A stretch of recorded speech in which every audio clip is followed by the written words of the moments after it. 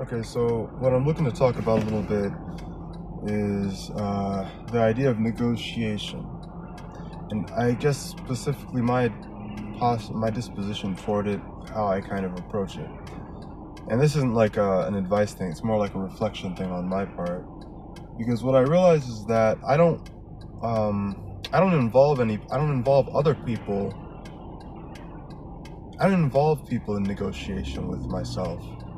Like when people put to me an idea, I just listen, but I don't tell them what I want. I listen to what they want, and then I just quietly determine whether or not what they want is compatible with what I want. I think about motivations, and I think about incentives. I don't think about negotiation really at all, because I guess for me the thinking goes that if the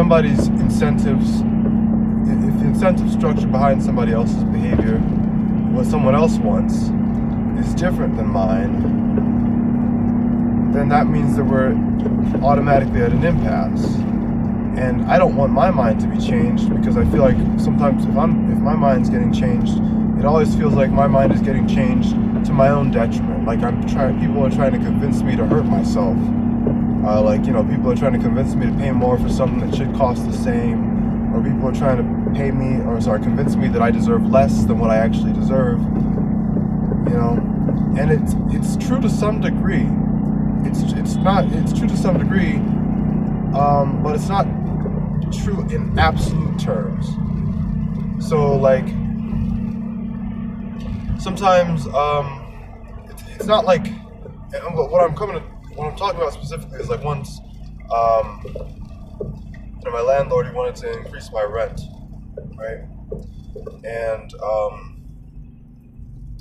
I just said basically, I didn't try to negotiate it, because I thought that like this person, I always set myself up so that I have an exit strategy. Because if somebody's incentives are always to raise the rent, and my incentives are always to keep my rent pretty much the same, just be a reliable tenant, reliable person, then that means that, we're not really wanting the same thing, and I don't really want to cause any trouble to that person by insisting that I should get, that I should get some special treatment, or, I don't want that person to feel like I'm encouraging them to give me something they don't want to do. So I was just like, well, I guess I'll leave. And then they wanted to negotiate. They wanted to sort of like, and it was an empathetic thing, because I guess on their part it was, I know that your rents are always rising and stuff, but on their part it was like their utilities, some things were getting raised, and they were like, oh, okay, well, if you're gonna leave, then just like, well, if you can't pay, then like let me know. And that was when I realized, I was like, okay, so when you negotiate, or like when people, I don't know, it's like I don't like to negotiate, because I just like to leave so that I'm not forcing people to do things that they don't want to do.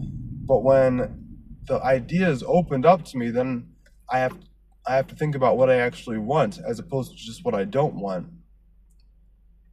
And it puts me in it's sort of like weirdly more vulnerable emotionally for me to tell people the things that I want from them. I mean, obviously the rent, situation is one thing, but just in general, it's more vulnerable for me to tell people the things that I want from them than it is for me to just accept that people can't give me those things. Like I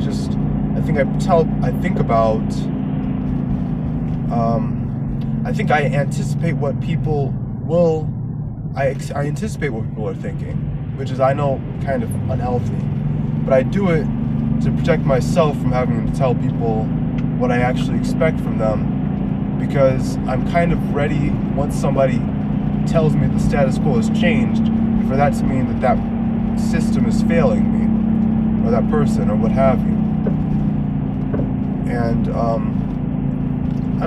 it's not like it's wrong to be pessimistic, but it's like I am incredibly pessimistic toward people, even though I'm like friendly and nice and everything.